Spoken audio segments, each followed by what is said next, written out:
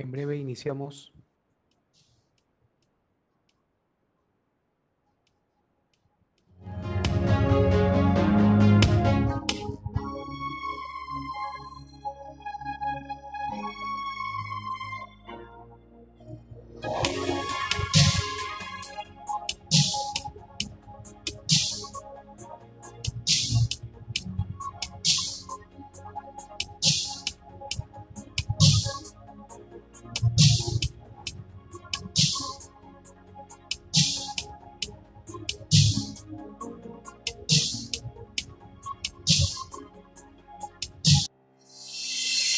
La Escuela Nacional de Control presenta su nuevo programa Actualización y aplicación del control gubernamental. Conoce, actualiza y aplica el marco conceptual, normativo y los procedimientos de los servicios de control que realiza la Contraloría General de la República, potenciando tu formación profesional para garantizar el correcto y transparente uso de los recursos y bienes del Estado. El programa comprende 5 cursos. Marco General del Control Gubernamental. Actualiza tu formación técnica respecto a los conceptos fundamentales del control gubernamental. Marco General de la Auditoría de Cumplimiento. Analiza los aspectos conceptuales y terminología estándar de la auditoría de cumplimiento para la correcta aplicación de las técnicas y procedimientos en la obtención de evidencia de auditoría. Servicio de control simultáneo. Identifica y advierte oportunamente las situaciones adversas, evitando se concreticen, en base al marco normativo del Servicio de Control Simultáneo, para el análisis de los hitos de control o las actividades de un proceso en curso. Servicio de control concurrente. Fortalece los conceptos y procedimientos del Servicio de Control Concurrente, establecidos en la normativa vigente, promoviendo el apropiado, preventivo y oportuno uso de esta modalidad de servicio de control simultáneo. Servicio de control específico. Identifica las presuntas responsabilidades civiles, penales o administrativas a hechos con presunta irregularidad, en base al marco normativo del servicio de control específico, de manera oportuna, puntual y abreviada. Con estas líneas de aprendizaje, se fortalecerán las competencias funcionales y profesionales de nuestros estudiantes y les permitirá incorporar dichos conceptos y procesos en su labor como auditor, funcionario o servidor público, con una duración total de 120 horas académicas, bajo la modalidad MOOC, un método autoinstructivo que te permitirá interactuar con una gran variedad de recursos pedagógicos como videos, lecturas y evaluaciones, para que obtengas una formación académica de calidad. Al ser de manera virtual, podrás avanzar al ritmo que prefieras y tener acceso a las 24 horas del día, desde cualquier dispositivo online, sin horarios ni obstáculos. De esta manera, el estudiante podrá obtener una experiencia virtual con contenido interactivo para su formación. Al concluir con éxito el programa virtual, recibirás un certificado a nombre de la Escuela Nacional de Control, validando los conocimientos recibidos. Escuela Nacional de Control. Formamos creadores de valor público.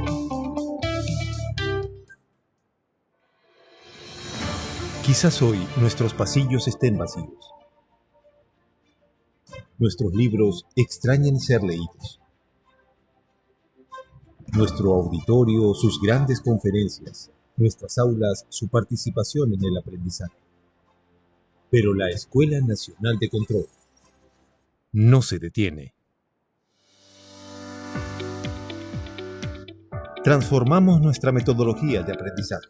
Nos adaptamos a esta nueva era digital, con herramientas tecnológicas para la actualización y modernización del Estado. Lanzamos nuestra maestría en Control Gubernamental 2021 en modalidad virtual, con el respaldo de la Contraloría General de la República del Perú y reconocido por la SUNEDU.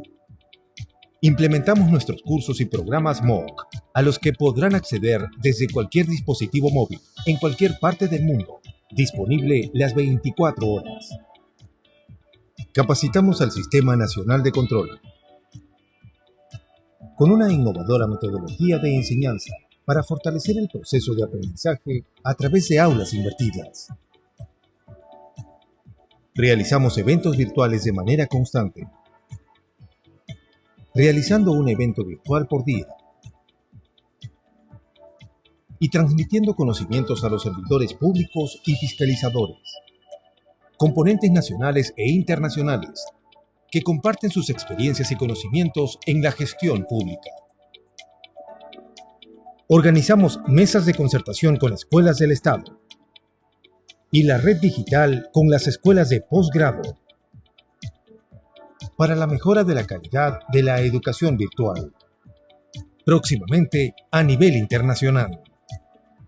Este esfuerzo nos permite continuar con la formación de fiscalizadores, funcionarios y servidores públicos en beneficio de la ciudadanía. Seguimos adelante, renovando nuestra educación de calidad en el año del Bicentenario. Escuela Nacional de Control. Formamos creadores de valor público.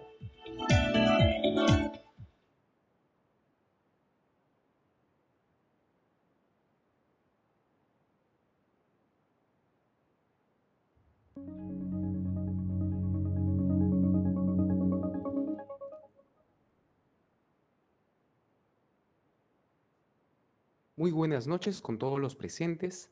Les damos la más cordial bienvenida a la conferencia magistral Pensamiento Disruptivo en la Era de la Inteligencia Artificial. En la presente conferencia magistral conoceremos la introducción a las prácticas y casos de usos de inteligencia artificial para el beneficio social y ciudadano. Se expondrán múltiples aristas relacionadas: diseño de proyectos de inteligencia artificial, algoritmos, aprendizaje automático, implementación de sistemas inteligentes, ejemplo de casos, uso en el mundo real y consideraciones sobre ética, privacidad y confianza en este tipo de sistemas.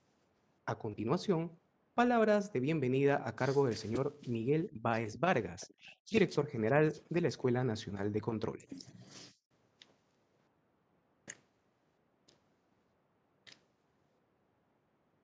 Muchas gracias, Yaren. Señoras y señoras, tengan todos ustedes muy buenas noches. Para la Escuela Nacional de Control de la Contraloría General de la República, es un placer darles la más cordial bienvenida a todos ustedes y a nuestro ponente invitado, Andrés Villarribas, quien nos va a hablar en esta tercera conferencia que tenemos dentro de esta jornada de Mayotech, que hablamos sobre innovación tecnológica, inteligencia artificial y también gobierno abierto o gobierno digital relacionados a servicios públicos. En este tercer día de conferencia, Andrés nos va a hablar sobre pensamiento disruptivo en la era de la inteligencia artificial, ¿no? Entendemos que como tema disruptivo, ¿no? Sabemos que viene de ruptura, ¿no? De un cambio brusco, pues justamente asumir algunos desafíos, algunos retos en relación a implementar algunas acciones o proyectos relacionados a inteligencia artificial no es nada sencillo. A veces no se tiene conocimiento ni siquiera del costo que va a generar esta inversión y sobre todo de la aceptación, ¿no? de las personas que van a utilizar o del servicio o el beneficio que va a tener este tipo de proyectos, ¿no? Justamente yo comentaba esta tarde con un colega de Indecopi, ¿no? Y él me decía, Miguel, en otros países hay un problema de este tema de propiedad, ¿no? de la propiedad intelectual, porque en otros países ya han diseñado robots que crean música, ¿no? Ya hay robots que crean música y ahora, ¿quién es el propietario?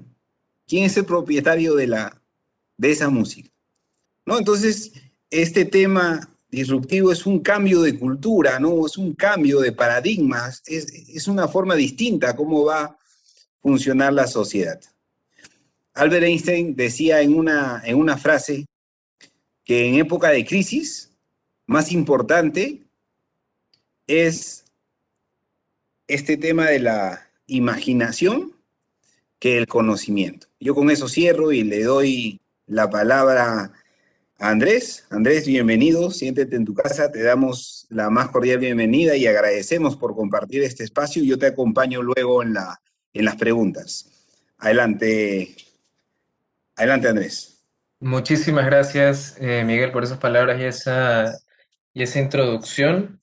Este, voy a empezar a compartir mi pantalla, si todos la pueden ver. Confirmen, por favor, si todo bien, los señores organizadores.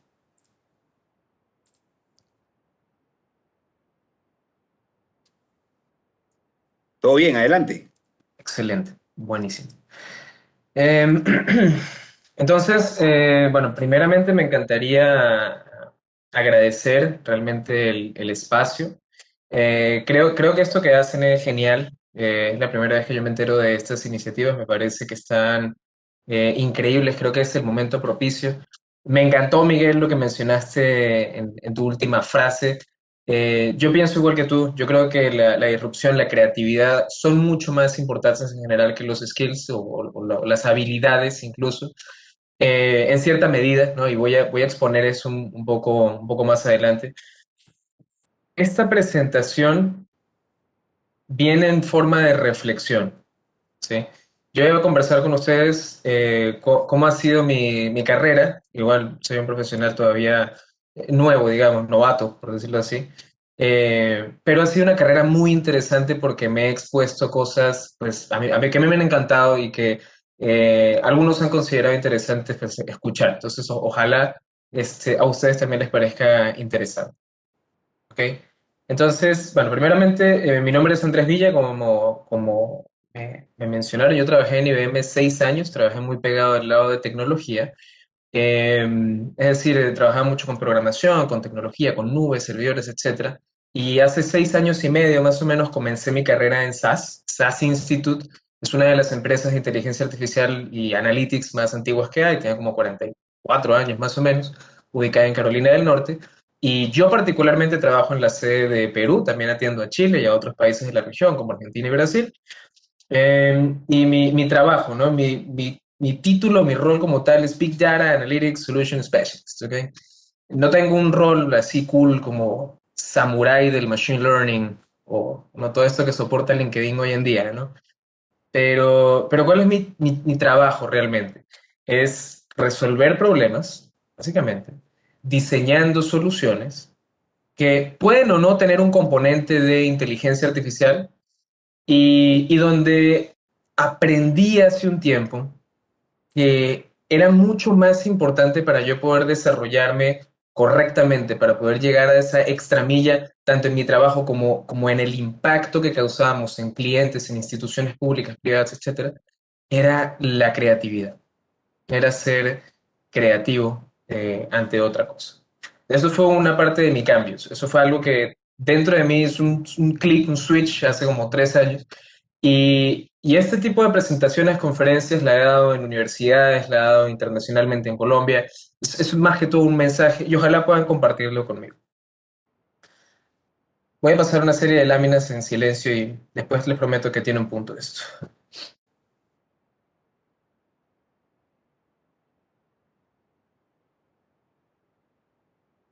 Esto es a propósito, ¿ok? No se preocupen. Entonces, generalmente yo estoy con un público y esto es más interactivo, pero ¿ustedes saben qué tienen en común todas las caras que yo he mostrado ahorita? ¿En qué se parecen todas las caras que he mostrado ahorita? Entonces, algunos van a pensar que, bueno, son familiares, son profesionales, son algo así. Pues la realidad es que ninguna de estas personas existe. Ninguna de estas personas es real. Así como la música que mencionaba Miguel que se crea o la ha creado inteligencia artificial, estas caras que parecen prácticamente humanas han sido creadas por inteligencia artificial. Han sido creadas por una composición de dos redes neuronales, se llaman GANs. Una de ellas está creando y la otra está corrigiendo. Y da un efecto increíble de una persona prácticamente humana que incluso es posible que engañe al ojo humano.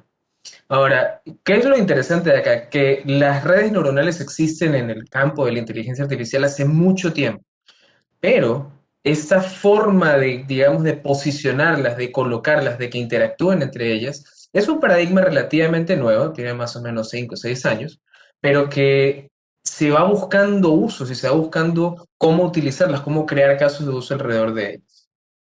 Ahora, el siguiente es un caso de uso de deep learning o de deep fake, ¿ok?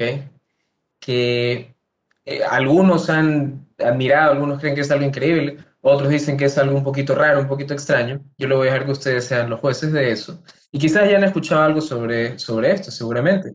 Esta es una empresa, se llama MyHeritage, que básicamente lo que hace es construir árboles genealógicos, árboles familiares, exámenes de ADN, etcétera. Pero ellos utilizan inteligencia artificial, particularmente una técnica de deepfake, para poder darle vida a fotos viejas o fotos en general de personas, para revivir recuerdos. Básicamente venden nostalgia. Venden que tú puedas ver a tu abuelita, que tú puedas ver a un familiar quizás querido que nunca conociste y puedas imaginártelo o ver unas expresiones faciales de él como si estuviese vivo. Le dan vida a eso que pues, es una foto o no es un video, ¿no? Entonces, definitivamente es un caso de uso de inteligencia artificial. Es relativamente nuevo, creo que apareció hace como 8 meses más o menos. Pero fíjense, el punto aquí es utilizar técnicas para buscar un caso de uso, algo que sea relevante, algo que sea creativo, algo que sea diferente, algo que sea disruptivo. Y, y ahí es donde va mi punto. Finalmente, yo creo que la creatividad es rey, digamos, en todos los procesos de crear y generar cosas nuevas. Entonces, el pensamiento creativo es la capacidad de cruzar ideas, conceptos, de aprender cosas nuevas, de tomar el conocimiento que ya tenemos y reconstruirlo, modificarlo, adaptarlo. Entonces, un autor que me gusta mucho, el doctor David Eagleman, tiene unos 3 pilares, una definición, unos consejos, si se quiere, para poder hackear la creatividad, para poder sacar ese máximo de creatividad. Y yo armé algunos ejemplos y algunas historias de mí, por lo menos, para poder explicar cómo fue mi proceso y cómo podría quizás adaptarlo al suyo. Entonces, ¿cómo vamos a hackear la creatividad? Hay 3 pilares principalmente que el doctor Eagleman en varios de sus libros menciona y se compone de la siguiente manera. El primero es, bueno, eso parece obvio, ¿no? Pero exponerse a cosas nuevas, esa hambre por aprender y exponerse a cosas nuevas.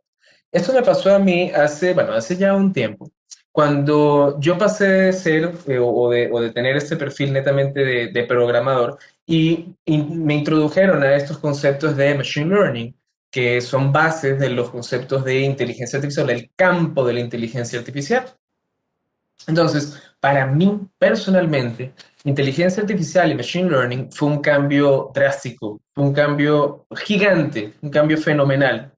Y, y cómo, digamos, estoy seguro que ustedes han visto previamente o han hablado de machine learning en general, pues machine learning lo podemos seccionar de manera relativamente sencilla en tipos de aprendizaje, en cómo aprende la máquina. Machine es máquina, es una máquina de aprendizaje, una máquina de autoaprendizaje. Eh, Esta máquina puede aprender utilizando ejemplos, o sea, es muy parecido como aprende un ser humano, muy parecido como aprende un ser humano. Yo le muestro a mi hija, tengo una hija de 2 años, le muestro una manzana y le digo, esto es una manzana. Y le muestro después una pera y le digo, esto es una pera. Después le muestro una manzana verde y le digo, esto también es una manzana, solo que es una manzana verde. Y así sucesivamente, es un proceso de aprendizaje. Eso se podría catalogar como aprendizaje supervisado, porque tú le estás dando la respuesta, o sea, tú le dices, esto es esto, o sea, esto es la respuesta, ¿no? Esto que te estoy mostrando es una manzana, por ejemplo. Pero ¿cómo lo puedo utilizar a mi favor o cómo lo puedo utilizar dentro de un caso de negocio? Por ejemplo, el aprendizaje supervisado puede utilizarse para clasificar imágenes, puede utilizarse para clasificar fraudes, transacciones fraudulentas, puede clasificarse para clasificar tu correo de spam. Sin embargo, también existen otras formas de implementar algoritmos de Machine Learning. Tú, por ejemplo, puedes utilizar Machine Learning para predecir una probabilidad, la probabilidad de que un evento ocurra o la probabilidad numérica de que un valor vaya entre 0 y 1, por ejemplo, pero pueda tener un significado para mí dentro del modelo de datos que yo estoy trabajando. ¿Ok? Ahora, este, ¿cómo, cómo fue esta introducción hacia mí de los conceptos de Machine Learning? Yo como programador, ¿ok? Y traten de seguirme acá, ¿sí?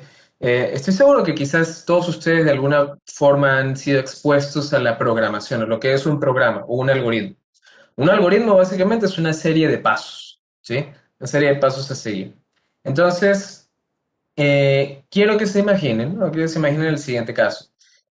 Cuando a mí me explican sobre Machine Learning, me dicen, bueno, mira, tú normalmente si quieres resolver este problema, tú dices, bueno, tienes que crear una función que haga una transformación de grados Celsius a grados Fahrenheit.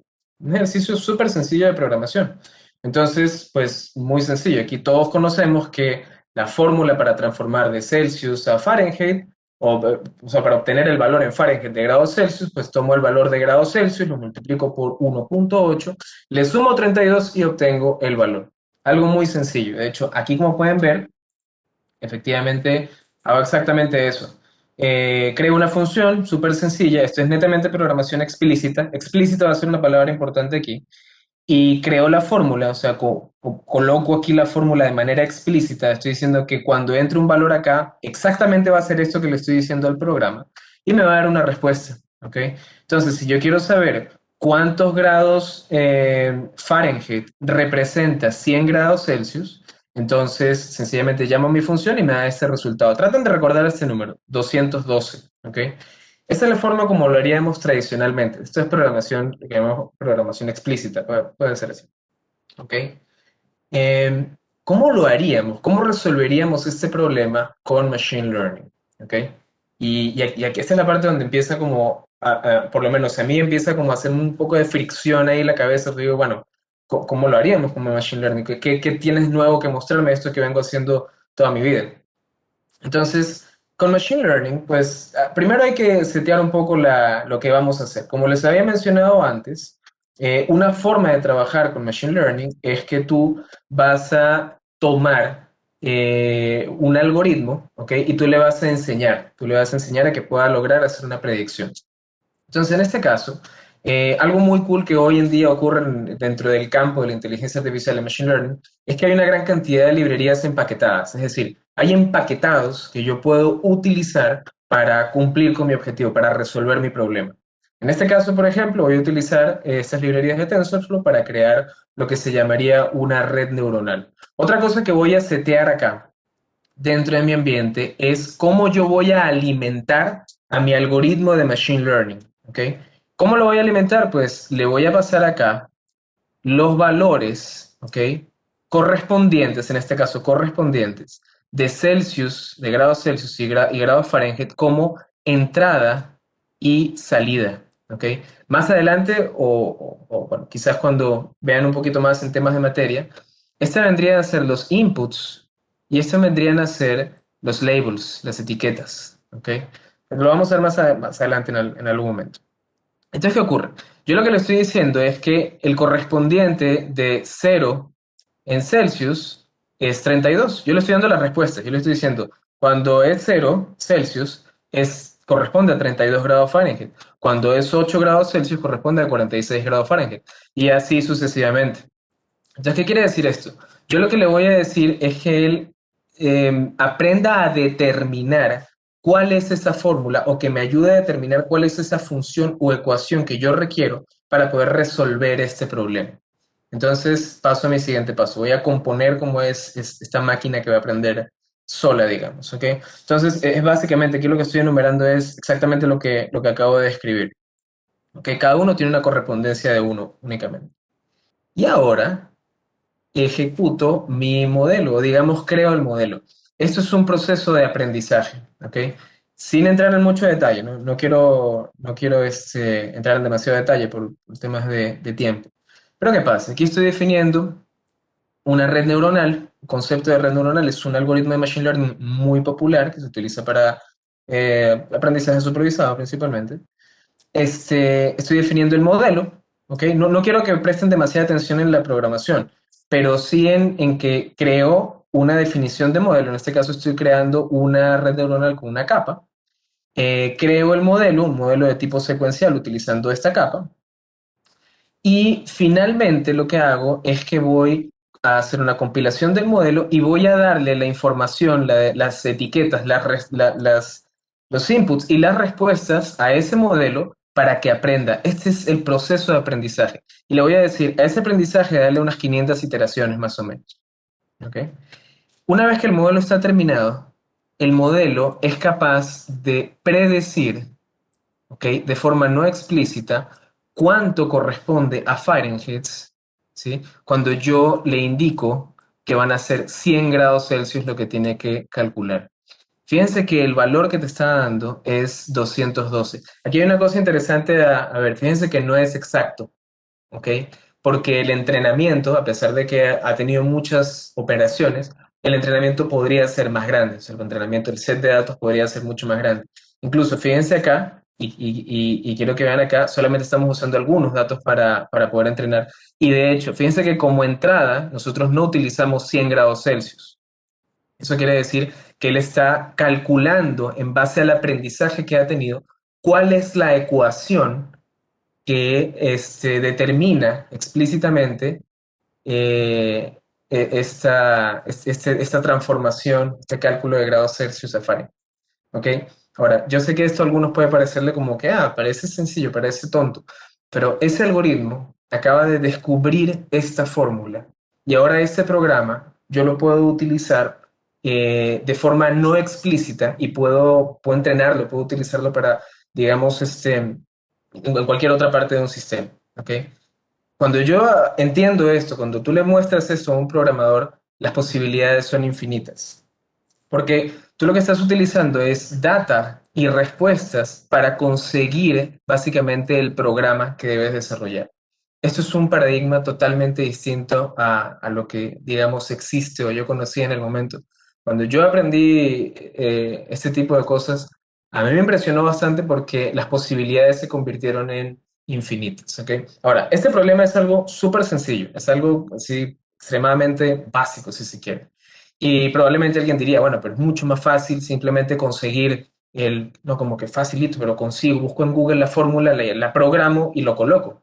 Ok, es totalmente válido. Vamos a generalizar un poco entonces el concepto.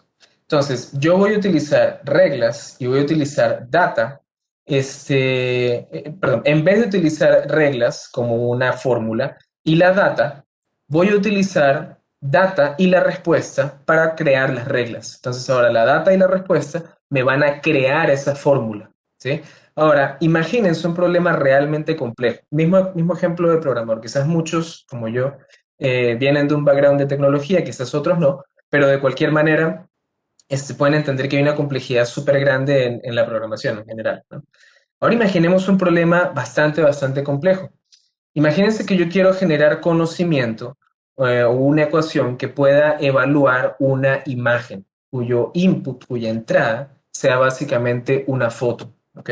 Imagínense que yo quiero que este programa que voy a hacer, este modelo que voy a hacer, pueda distinguir o pueda decirme si en esta foto que yo le estoy mostrando hay un perrito o no, o hay un perro o no, o hay un gato o no, lo que sea. Entonces, yo quiero que consideren algo. Cuando tú estás hablando de una foto, tú estás hablando de píxeles, ¿okay? Una matriz de píxeles, que si es a color, estamos hablando que tiene 3 dimensiones esa matriz, ¿okay? Eso quiere decir que tiene miles y miles de combinaciones, millones de combinaciones de píxeles, y no solamente los píxeles, obviamente, sino cómo conforman el contorno, por ejemplo, de un perro, o de una cara, de una figura, lo que sea, cada uno de esos píxeles. Entonces, cualquier mínimo cambio ya representa o podría representar una imagen totalmente distinta. ¿Okay?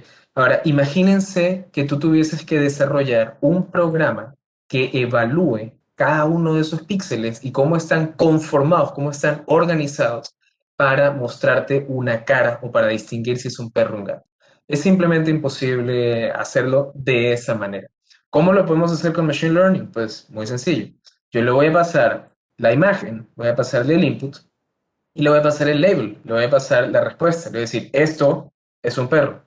Y le voy a pasar muchos ejemplos, le voy a pasar todos los ejemplos que le pueda dar, ¿ok? Y él va a crear las reglas, él va a crear el conocimiento, él va a crear el aprendizaje. La máquina va a crear su propia ecuación, sus propios pesos, le llamamos pesos, para poder distinguir ahora cuando reciba una nueva imagen y decirte, oye, yo tengo una certeza del 87% más o menos que eso es un perro o puede ser un perro.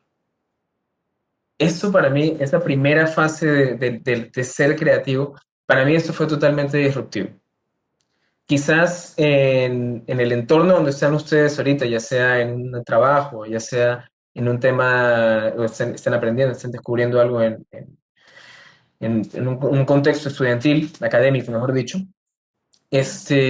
cualquier oportunidad es buena para aprender algo nuevo y para poder ver cómo eso algo nuevo puede ayudarme a crear cosas nuevas. Y ahorita vamos a ver cómo, digamos, va siguiendo ese proceso. Para mí, esta fue la apertura de Computer Vision, empezar a trabajar con Computer Vision desde el punto de vista de Machine Learning.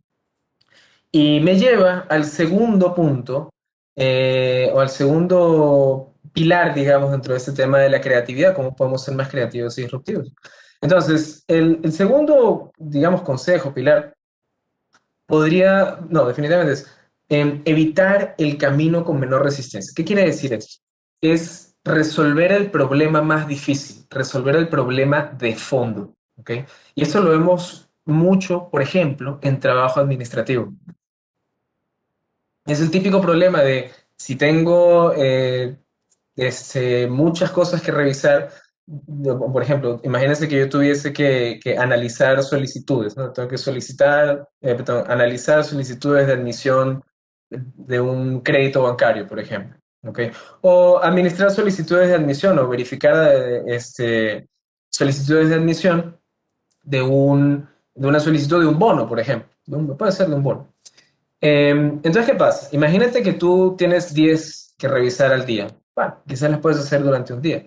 Imagínate que tienes que revisar 100 en un día. Es un poco más difícil, pero bueno, quizás si lo haces así todo el día, lo haces, digamos, a fuerza bruta, lo logras hacer, ¿no? Trabajas ya 14 horas diarias y lo logras hacer. Pero ¿qué pasa cuando tienes que revisar 10.000 al día? Es simplemente imposible. Y ahí es donde empiezan a generarse los cuellos de botella. Ahí es donde empiezan. Entonces, el tema es cómo trabajar resolviendo el problema más complejo. Resolver un problema más complejo quizás sería digitalizar primeramente estas solicitudes, después generar un set de reglas de estas solicitudes, después generar un proceso, puede ser utilizando Machine Learning, por ejemplo, o algo de inteligencia artificial, para automatizar la forma como revisamos estas solicitudes. Es un problema más complejo de resolver, pero el beneficio es muchísimo más grande. ¿Cuál fue el problema que yo traté de resolver al principio de la pandemia el año pasado, hace exactamente un año? Pues yo encontré un problema totalmente nuevo bueno, en el contexto que teníamos del COVID, y era el distanciamiento social, ¿ok? Básicamente aquí la gente no podía estar cerca y si estaba en la calle tenía que estar con mascarilla y de alguna forma había que regularlo, proteger a la población, proteger a las personas, y la pregunta era cómo hacerlo de manera eficiente. Entonces, claro, tienes grupos de personas, tienes grupos más grandes de personas. Quizás lo que tú puedes hacer es colocar a un oficial, puedes colocar a una persona, un monitor, que mire si es que hay mucha gente cerca o aglomerada, etcétera, y que quizás tome alguna acción, quizás les llame la atención, puede ser. Pero el monitor definitivamente en algún punto pues no va a poder ver a todas las personas, en algún punto va a tener que, no sé, que irse a dormir, por ejemplo. Y cuando sean muchas más personas, pues, ¿qué vas a hacer? Vas a necesitar a otro monitor, y cuando sean aún muchas más personas y entonces colapse, digamos, la cantidad de personas que pueden monitorear estos dos monitores, o pueden ser policías, pueden ser agentes, etcétera. ¿Qué va a pasar? Que va a colapsar. Entonces, el problema táctico a resolver es, bueno, hay que proteger a la población, podemos colocar a una persona que esté monitoreando, pero en el futuro no puede que no sea un problema o una solución escalable. Entonces, resolver el problema más complejo es efectivamente lo que me llevó a desarrollar un proceso creativo y dije, bueno, ¿qué podemos hacer para poder arreglar ese problema? Yo miré mucho temas de computer vision. Me encantó, digamos, esta parte de la materia, ese primer aprendizaje que tuve y fue expuesto a esto, así que bueno, digamos, me quedé enamorado de esta parte. Es más, pienso que hay muchos casos de uso que todavía no están desarrollados y pueden ser increíbles. Computer vision es un campo de la inteligencia artificial que entrena a computadoras a poder entender el mundo real. Muy parecido al ejemplo del perrito que les hice, pero imagínenselo aplicado a todo. Que una computadora puede entender si hay una persona, si esa persona está feliz, si hay una cara. Incluso hoy hasta los gestos o las poses pueden ser interpretadas por una computadora, con cierto nivel de precisión, por supuesto. Obviamente no es perfecto, pero es en la capacidad de las computadoras de que puedan ver. Digamos que, in a nutshell, o sea, muy sencillo, o los casos más básicos de computer vision que vas a aprender es clasificación, identificar puntos críticos, por ejemplo, los ojos, la boca, detección, o sea, clasificar, decirte, hay un gato y un perro, ¿dónde están? Segmentación puede ser otro bastante útil que te puede ayudar a decir, ok, ¿qué tamaño de ese espacio ocupan estos objetos que yo detecté? ¿Dónde comienzan? ¿Dónde terminan? Por ejemplo. Y a partir de esto empezamos a desarrollar, bueno, honestamente, en mi casa, dado que estamos hablando de hace un año, estábamos en marzo, en el momento crítico, abril, mayo, estamos en el momento crítico de la pandemia y del encierro, ahí básicamente no podía salir nadie. Pues en casa empezamos a desarrollar, digo empezamos ya no a ver por qué, con mi familia, justamente estaba usando mi familia para desarrollar algunos ejemplos de cómo podríamos utilizar Computer Vision para resolver este problema más complejo, para poder automatizar la forma como detectábamos y como monitoreábamos a las personas por su bien, ¿ok? Para que puedan vivir, para que puedan salir a la calle, para que podamos tener cierto control. Control no es malo mientras sea obviamente correcto, ¿no? Mientras se use de manera correcta. Entonces, desarrollamos primero estos demos alrededor de mascarillas, esto fue hace, como les dije, hace más de un año. Luego empezamos a mirar el tema de aglomeraciones. Dijimos, bueno, pero ¿cómo podemos combinar diferentes técnicas? Y aquí lo primero que hicimos, bueno, detectar personas, es algo ya relativamente fácil de hacer, pero empezamos a decir, oye, ¿y cómo podemos detectar distancias? Y ese tipo bueno, dijimos, bueno, vamos a utilizar algoritmos. Entonces, otro proceso creativo tuvo que entrar ahí, tuve que regresar a aprender cosas nuevas, aprendí algoritmos de distancia entre puntos, de distancia euclidiana es un algoritmo que utilizamos, y empezar a implementarlo y después empezar a pensar en otros casos de uso. Por ejemplo, cómo se van a ver las oficinas en el futuro. Van a verse posiblemente menos abarrotadas, van a verse un poquito más, van a respetarse mucho más los protocolos de distanciamiento dentro, incluso dentro de los sitios de trabajo. ¿Para qué? Para poder efectivamente darle continuidad al trabajo. Y esta solución de este problema fue evolucionando. Dijimos, ¿sabes qué? Vamos a llevarlo a la calle. Vamos a ver cómo funciona en la calle. Y aquí realmente nos emocionamos, dijimos, parece que tenemos un mínimo producto viable que podríamos utilizar para realmente implementarlo y darle un valor a la sociedad. ¿Ok? Sin embargo, esto todavía no es un producto terminado, porque fíjense que todavía hay muchos errores en el tema de distancia. Si algunos prestaron mucha atención al video, quizás detectaba personas que estaban muy cerca, pero en verdad no lo estaban. O sea, y eso es un problema de perspectiva.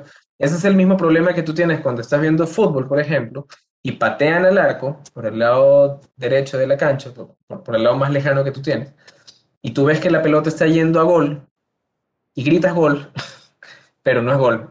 La pelota no entra y se va. Y cuando te muestran otra vista del gol, o te muestran otra vista de la patada, de esa jugada, te das cuenta que estaba lejísimo. Y tú dices, pero ¿cómo es posible? Eso se llama corrección de perspectiva. ¿Okay? Y es básicamente la forma como percibe nuestro cerebro la tridimensionalidad y cómo le trasladamos ese conocimiento, digamos, a una máquina. Hay varias formas, hay varias técnicas de hacerlo. Y en la siguiente iteración de nuestro sistema ya hicimos algo mucho más preciso. Implementamos una vista aérea, implementamos un algoritmo de distancia mucho más efectivo. Pero finalmente, esto es bonito y todo, pero finalmente, ¿para qué me sirve? Y el verdadero secreto acá de nuevo, resolver el problema más complejo es transformar esta data no estructurada en data estructurada. Data que te sirva para tomar decisiones. Data para hacer decisiones lo que llaman data driven, o sea, basadas en data. Entonces, transformamos todos estos inputs, toda esta información que obteníamos de la percepción de un algoritmo de computer vision, la distancia social, la detección de mascarillas, y lo convertimos en tableros que pudiesen realmente darte información para tomar decisiones. ¿Cuándo voy a abrir la tienda o no? ¿Cuándo lo voy a mantener cerrado? ¿Dónde están aglomerándose más? ¿A qué hora están aglomerándose más? ¿Cómo puedo hacer más eficiente este proceso? Y son ese tipo de cosas las que realmente crean un valor, crean una solución y resuelven el problema más grande. Entonces, sin ganas de ser creativo, de crear cosas nuevas, por decirlo así, pues simplemente hubiésemos lanzado un montón de gente a la calle a monitorear posiblemente. Pero este tipo de soluciones robustas pueden darte beneficios muy, muy, muy grandes para monitorear calles, supermercados, entender cuánto es el incumplimiento de mascarillas o el cumplimiento de control. Y de hecho, estas regulaciones de mascarilla y distanciamiento las tenemos hace más de un año. Hace más de un año. Incluso ahorita más fuerte, ahorita tienes que usar 2 mascarillas y hasta protector facial. Entonces, cuando yo presentaba esto hace un año, más de un año, me miraban con cara de no, no, está... Pero, pero algunas personas sí confiaron en nosotros y algunas personas sí tuvieron esa visión disruptiva de esto va a durar. Tenemos que estar preparados para resolver el problema más grande. ¿Okay? Otros casos de uso a partir de Computer Vision que fuimos mejorando. Por ejemplo, los aeropuertos. Hoy en día las aerolíneas simplemente no se pueden dar el lujo de perder tiempo porque están siendo muy poco rentables por la baja cantidad de personas eh, que están viajando, obviamente. Entonces, ¿qué ocurre? Que una empresa nos dijo, mira, me gustaría entender dónde estoy perdiendo más tiempo, cómo puedo optimizar los procesos de desembarque, los procesos de embarque, y Computer Vision nos puede ayudar para eso. En el video que vieron ahorita, lo que estamos viendo es cómo podemos detectar la región que ocupa el avión, cuando hay personas bajando, cuando está el equipaje siendo desembarcado, y podemos graficar, podemos transformar en data no estructurada, la transformamos en data estructurada para tomar decisiones, para entender, por ejemplo, cuánto tiempo en el año hemos perdido haciendo una descarga y carga de equipaje que no es eficiente, por ejemplo. Eso es el tipo de cosas que se pueden responder. Pero fíjense que, de nuevo, estas no son recetas que simplemente se crean y se implementan. Requiere un proceso de entender el problema y requiere un proceso de pensar, de lo que llaman ese pensamiento lateral. Pensemos en algo que no habíamos pensado antes, ¿sí? Porque ahí podría estar la respuesta. ¿Okay? Finalmente, y también mirando el tema de procesos el proceso de transporte, por ejemplo, de distribución, también desarrollamos una mejora, digamos, una propuesta de mejora para un proceso de distribución basado principalmente, voy a adelantar un poquito este video, pero básicamente esto es un tema comercial. Y dijimos, bueno, nosotros tenemos la posibilidad de ese proceso de embarque, de entrada de camiones a las grandes empresas de distribución, podemos automatizarlo para hacer mucho más efectivo y eficiente el proceso de entrada y de salida. Pero no solo eso, lo podemos conectar con otros sistemas que permitan tener información precisa, exacta, rápida y real al momento. Por ejemplo, detectar cuándo un camión está entrando, haciendo una detección de su placa y transformando o detectando los caracteres que tiene para identificar cuál es la licencia. Asimismo, identificar si, por ejemplo, el conductor, en este caso, la persona que está manejando el camión, el empleado, primero verificar su identidad, verificar si está cumpliendo con los protocolos, quizás conectarse a otra fuente y verificar si la persona está habilitada para conducir el camión, por ejemplo. Temas de seguridad, reforzar temas de seguridad. Entonces, estos son algunos enfoques, approaches de cómo mejorar procesos ya existentes. El proceso de creatividad no necesariamente es ir y crear algo nuevo siempre. El proceso de creatividad puede ser iterar y mejorar algo ya existente. De hecho, acá estábamos conectándonos con otra vertical de inteligencia artificial, por ejemplo, los chatbots. Muchos lo confunden. Un chatbot realmente es como un componente automatizador de conversaciones, pero puede tener componentes de inteligencia artificial, como por ejemplo procesamiento del lenguaje natural. Tú simplemente hablas con el chatbot para darle la sensación al usuario de que está hablando con una persona, por ejemplo. Y este tipo de procesos pueden ayudar a hacer mucho más rápido procesos administrativos. Un punto excelente donde puedes recortar costos, por ejemplo. ¿Okay? Voy a pasar esto un poco más rápido por temas de tiempo, pero esto es básicamente automatizar un proceso de entrada y salida de descarga, combinando computer vision, combinando detección de rostros, combinando reconocimiento de caracteres, utilizando chatbots para poder hacer interacciones y finalmente haciendo visualizaciones analíticas. Este caso de uso se los traigo, o ese fue como un desafío que nos hicimos el año pasado, ¿no? Bueno, que hice el año pasado, porque en mi empresa hacen una carrera en Colombia, en Medellín, de ciclismo de montaña, ¿ok? Y en este año, bueno, el año 2020, por temas de la pandemia, no se pudo hacer y lo hicieron desde casa, ¿no? Entonces me dijeron, ¿qué podríamos hacer con Computer Vision para poder mejorar el rendimiento de nuestros atletas estando en casa?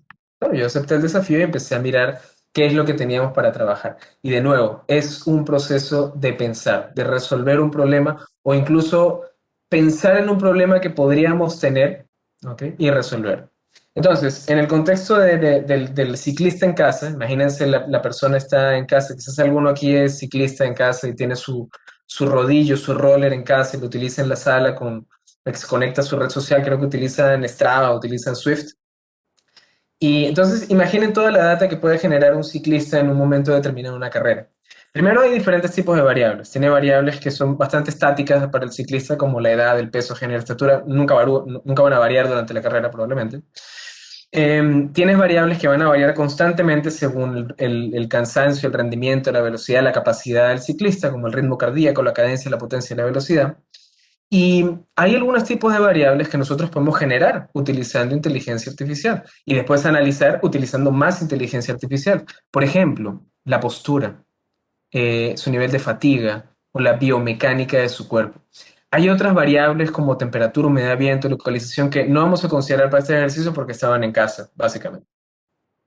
Pero imagínense que yo puedo crear más data basados en una premisa muy sencilla y es cómo se mueve el atleta durante la carrera. Esa fue la premisa que tomamos. Computer Vision puede ayudarme a resolver este problema. Y esto lo hicimos a modo como de diversión, como para entretenernos, ¿no? O sea, para tratar de hacer algo diferente. Entonces, ¿qué pasa? Utilizamos un esquema que se llama, un algoritmo que se llama Pose Estimation, estimación de pose, que nos ayuda a mapear los posibles puntos articulares de un ser humano. Entonces, él aquí está mapeando, por ejemplo, las muñecas, las rodillas, las piernas, la cadera, la cabeza, etc. Y pusimos este algoritmo a funcionar para poder determinar cuál era el ángulo o cuáles eran los ángulos que generaba el atleta entre básicamente su cuello, ¿ok? Y su cintura durante toda la carrera. Entonces, en el segundo 10, él tiene 40 y pico de grados. En el segundo 12, 13, tiene 40 y pico de grados. Y estuvimos monitoreando segundo a segundo cómo era ese movimiento y variación en su ángulo durante toda la carrera, teniendo como premisa que esto podía estar afectando su rendimiento en algún punto. Y luego, pues, encontramos muchísima información. Encontramos que su ángulo máximo y su ángulo mínimo variaba al 100%. Encontramos que dependiendo del tipo de carrera, pues este ángulo podía variar muchísimo. Esto es una carrera de montaña. Y finalmente combinamos toda esta data viniendo de sensores dentro de una herramienta de Streaming Analytics.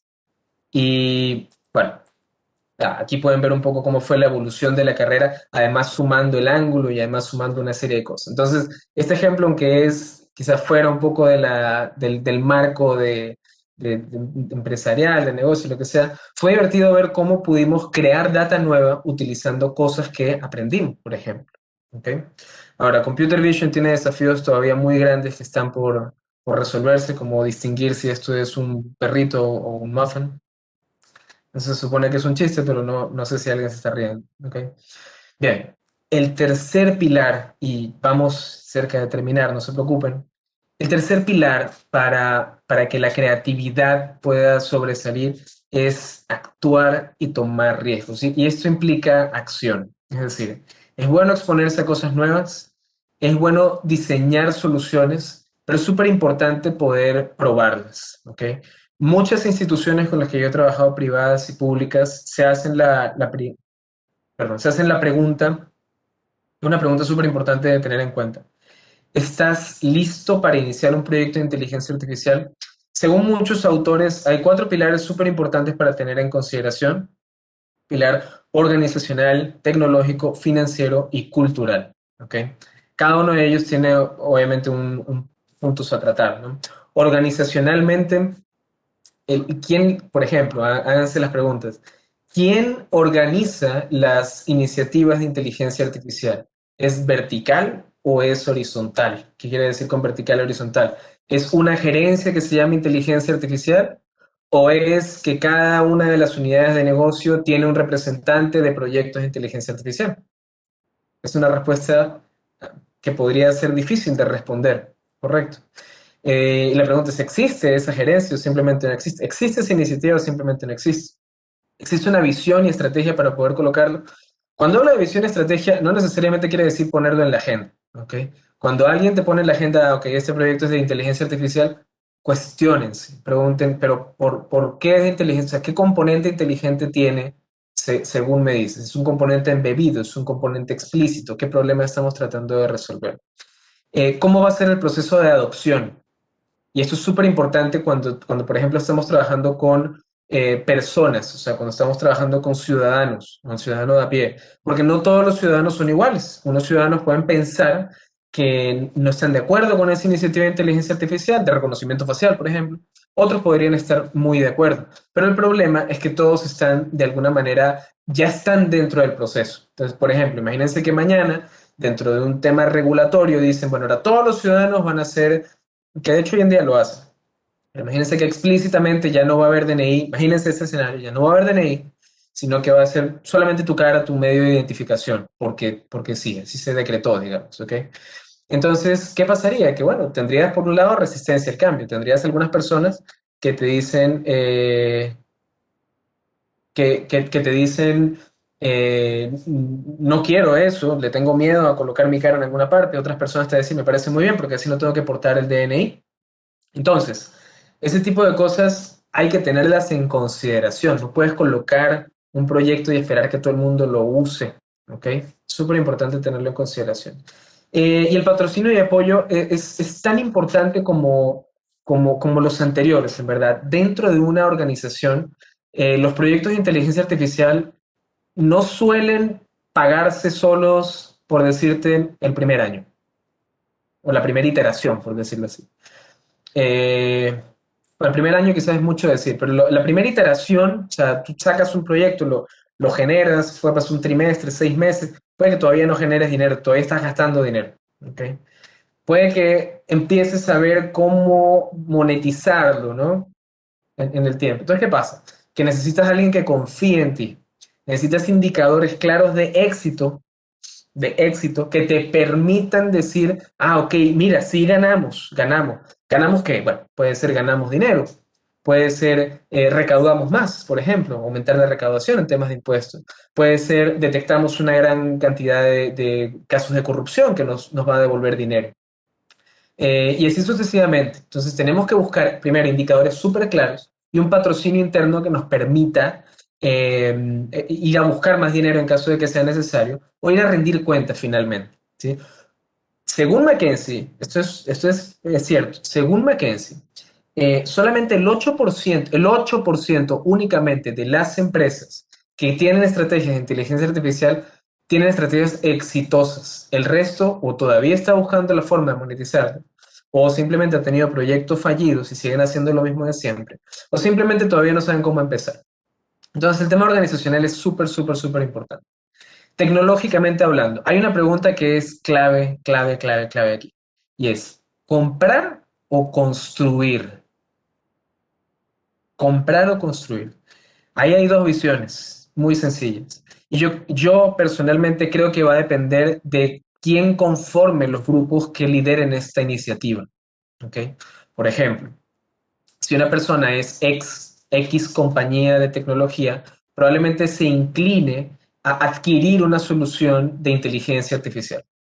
¿Okay? Esa va a ser su inclinación, en mi opinión. ¿Por qué? Porque sabe que el soporte es muy importante, porque sabe que el desarrollo continuo es muy importante, porque sabe que utilizar software libre, a pesar de que puede ser un entorno muy, muy, muy robusto, ¿okay? También requiere un desarrollo y un tiempo y una curva de aprendizaje. Y finalmente, cuando empiezas a trabajar con software libre, finalmente te terminas dando cuenta que necesitas a alguien que te dé soporte de algún sitio, ¿no? Y eso es súper importante tenerlo en cuenta, o sea, como a largo plazo. La pregunta que tú tienes que hacerte tecnológicamente, ¿esto funciona aquí en mi laptop? Ok, bien, funcionó. Pero luego quiero que funcione para 50 millones de habitantes, para 10 millones de habitantes, incluso hasta para que funcione para 10.000 habitantes. Puede ser un desafío muy grande. ¿Qué hay que tener en consideración? La escalabilidad, la robustez, la disponibilidad y la agilidad que tienes para gestionar el cambio. ¿Okay? Otro punto tecnológico importante, pero que igual lo vamos a tocar más adelante, es la calidad de los datos. Por eso lo vamos a ver un poquito más adelante.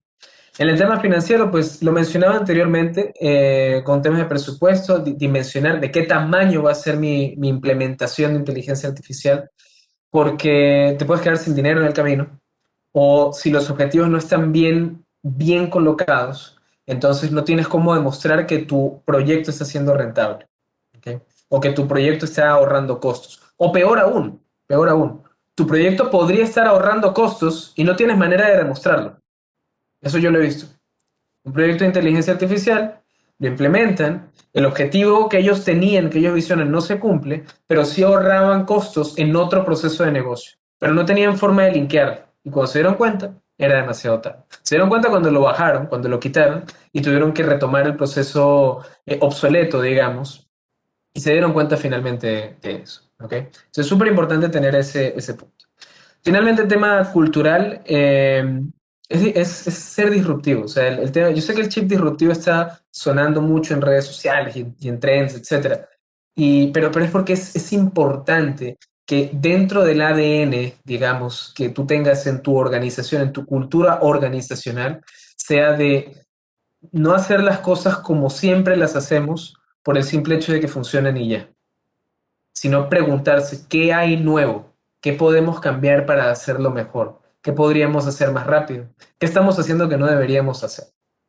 Tenemos que estar listos para tomar acción y tenemos que también ser un poquito, tenemos que apostar, tenemos que apostar. Cuando yo estaba creando mi solución de capturar personas y medirlo y tal, yo no tenía idea si yo estaba perdiendo el tiempo totalmente o si estaba haciendo algo que iba a ser interesante para alguien. Y la verdad es que esa presentación, ese demo que les mostré ahorita, no solamente nos generó un montón de trabajo, de negocios, digamos, sino que también llegamos a las noticias nacionales. En ATV Perú hay una noticia sobre cómo se puede utilizar la inteligencia artificial. El año pasado apareció en vivo. Entonces, esa apuesta hay que hacer. ¿Okay? En caso de uso de gobierno, yo siempre estudio 4 verticales: eficiencia, salud, seguridad y servicios que se pueden mejorar. ¿Cómo puede ayudar explícitamente la inteligencia artificial en reducir significativamente el trabajo administrativo? Todo lo que es repetitivo puede simplificarse, puede mejorarse, mientras sea digital. Es muy importante que sea digitalizado. Podemos mejorar los servicios públicos, o sea, puede ayudarse a entender cuáles de estos servicios no están funcionando correctamente, cuándo hay desviaciones en la calidad del servicio, identificar necesidades ciudadanas de alto impacto. Esto es súper, súper importante. Existen problemas que tienen poblaciones muy pequeñas. ¿Okay? Ahora, lo moralmente correcto es decir, todos requieren que se les ayude, pero hay que identificar dónde está el verdadero impacto de esa ayuda o de ese proyecto. Para poder descubrir temas de corrupción, fraude, mal uso de fondos, también inteligencia artificial puede ayudar. ¿Cómo? Pues los algoritmos de inteligencia artificial se pueden alimentar de cantidades gigantes de data. Pueden revisar información, pueden linkear, o sea, unir, verificar información de manera extremadamente rápida, eficiente y de maneras que un ser humano jamás lo podría hacer. Puede descubrir, por ejemplo, en correos electrónicos cómo es que está creando y generándose el fraude, qué palabras están utilizando para comunicarse en secreto o en clave. Esto lo hicimos en un cliente de otro país, que no voy a mencionar, para una institución gubernamental con SAS, con la empresa que tenemos. ¿Okay? Y hay un mito, en mi opinión, hay un mito de la inteligencia artificial eliminando empleos. Mi opinión es que es un mito. ¿Por qué? Porque yo creo que hay dos opciones. La inteligencia artificial va a mejorar los tipos de empleo que se tienen, ¿ok? Ya no vas a tener a un analista perdiendo 14 horas diarias revisando una solicitud o lo que sea. Vas a tenerlo creando cosas o lo vas a elevar a crear sistemas que puedan automatizar, que puedan digitalizar, que puedan hacer el trabajo más rápido. Estás elevando la capacidad productiva de un empleo o estás generando diferentes tipos de empleo. Entonces, la disrupción, lo que es el reskilling o upskilling, finalmente es que en un futuro, quizás en 20 años, todo el mundo va a saber programar. Imagínense eso. ¿Okay? ¿Qué es crítico para la inteligencia artificial en el gobierno? La calidad de datos. Hay un decir de Machine Learning, inteligencia artificial, que todo proyecto de inteligencia artificial, de Machine Learning, exitoso, tiene un proyecto por detrás de calidad de datos exitoso. ¿Okay? Sin datos, y lo vieron en el ejemplo que les hice anteriormente, del cálculo de Fahrenheit versus Celsius. Si uno de esos datos hubiese estado malo, pues la predicción no sería tan buena. ¿Okay? O si yo alimento mi algoritmo para reconocer perros y le muestro por error una cantidad de gatos, porque etiqueté mal las fotos, pues va a equivocarse con mayor frecuencia. Calidad de datos es algo muy importante. La justicia es algo que vamos a hablar un poquito más adelante y no se preocupen, ya estoy por terminar. La justicia es, la inteligencia artificial puede ser fair, o sea, puede ser justa, Vamos a hablar un poquito más adelante de eso. Temas de privacidad. Entonces, por ejemplo, puede que actualmente el ente de gobierno tenga hoy mi cara, tenga los puntos faciales de que comprenden mi cara, pero tienen mi DNI, obviamente, y tienen toda mi huella biométrica facial, por ejemplo. La pregunta es, ¿qué pasa si mañana hackean a esa base de datos y se roban mi cara? Y utilizan eso y hacen un deepfake con mi cara diciendo que yo cometí un crimen. ¿Se imaginan eso? Entonces, lo que es la privacidad es súper importante en cómo manejamos data sensible, como por ejemplo data biométrica, data ciudadana. La transparencia y la responsabilidad. ¿Quién es responsable de las decisiones que toma un sistema de inteligencia artificial? Les pongo un ejemplo. El Estado norteamericano es un ejemplo muy, muy conocido. Coloca un algoritmo de inteligencia artificial que va a decidir de una escuela pública qué profesores va a terminar su contrato, a qué profesores va a finiquitar su contrato y los va a despedir. ¿Ok? Entonces, imagínate quien está desarrollando ese algoritmo realmente es responsable de esa decisión que está tomando, está afectando directamente la vida de una persona. Y que me lleva al siguiente tema, cómo la inteligencia artificial toma esa decisión. Entonces, transparencia y explicabilidad corresponden a si tomó una decisión, ¿por qué la tomó? ¿Qué variables fueron los que la generaron o la empujaron a tomar? Y finalmente, lo que mencionaba Miguel también, que es extremadamente válido y correcto, el costo. Nosotros estamos hablando aquí de muchas cosas increíbles, pero cuando lo buscamos hacer a gran escala, y generalmente las aplicaciones de gobierno son a gran escala porque implican prácticamente toda la población, el costo es algo muy importante. ¿Cómo hacerlo eficiente? ¿Cómo llegar a una solución efectiva, pero que además sea eficiente? Lo que pueda ser escalable, que permita comenzar pequeño y crecer. ¿Ok? Básicamente los pilares de sector público, o sector ciudadano en general, es luchar contra el crimen, es cuidar las vidas. Nosotros, bueno, desde la empresa donde yo trabajo, apoyamos mucho a lo que es las policías, los organismos de defensa, los organismos fronterizos en otros países, el cuidado ciudadano, por ejemplo, en temas de seguro social y salud social. En tema de asegurar ingresos para lo que es el comercio, los impuestos, asegurar lo que es la recaudación de impuestos, por ejemplo, dando una buena calidad ciudadana. Estos son básicamente los pilares bueno, se los voy a dejar ahí, lo pueden leer con calma, pero son pilares que se ven dentro de los esquemas de gobierno, pero que finalmente va a depender mucho de cuál es la estrategia que se esté buscando generar dentro de gobierno, cuál es el caso de uso que se quiera generar. Mi opinión es que no hay una receta. Hay un framework, ¿okay? ¿Qué quiere decir? Hay un marco de trabajo de cómo podemos descubrir, diseñar, mapear este tipo de necesidades e implementarlas finalmente de manera exitosa, tratando de garantizar un camino al éxito. Pero no hay una receta que te diga, este caso de uso funciona de esta manera y te va a retornar tanto. Ese es básicamente el trabajo de creatividad que tenemos que tener. Entonces, yo básicamente les quiero dejar una última reflexión, ¿sí? Que por lo menos a mí me lleva a preguntar, quiero que se pregunten ustedes, ¿podría la inteligencia artificial ser siempre justa? Entonces, la inteligencia artificial podría ser justa algunas veces, quizás la mayoría de las veces, pero podría ser justa siempre. Esa es una pregunta muy interesante. Actualmente hay muchos debates alrededor de la ética dentro de la inteligencia artificial. En otros países, en Europa, por ejemplo, bueno, en otros continentes, en Europa y en otros países, están implementadas incluso ya leyes alrededor de la ética, de cómo deben manejarse ciertos tipos de datos, cómo deben manejarse cierto tipo de decisiones. Mi punto es, si por ejemplo un sistema de inteligencia artificial decide si tú recibes o no un bono, estos bonos que le pueden dar a la población que los requiere, ¿quién es responsable por eso? ¿Por qué yo sí y tú no? ¿Quién responde eso? ¿Quién es más justo? ¿Sí? Y hay temas incluso extremadamente delicados. Imagínate que un sistema de inteligencia artificial decide si tú vas a recibir un tratamiento para una enfermedad terminal que tengas o no. Eso es un tema mucho más serio. Imagínate que un algoritmo de inteligencia artificial es el encargado de decir si tu hijo o hija pequeña va a recibir el trasplante de órgano, de corazón que requiere para seguir viviendo y decide no hacerlo. ¿Eso sería justo o no? Si un sistema de inteligencia artificial decide cuántos años vas a ir a la cárcel. Entonces, estos temas de ética son a discutir. Yo les traigo un escenario, lo último que les voy a mostrar, de un ejercicio que se hizo y donde yo creo que la inteligencia artificial va a ser más justa mientras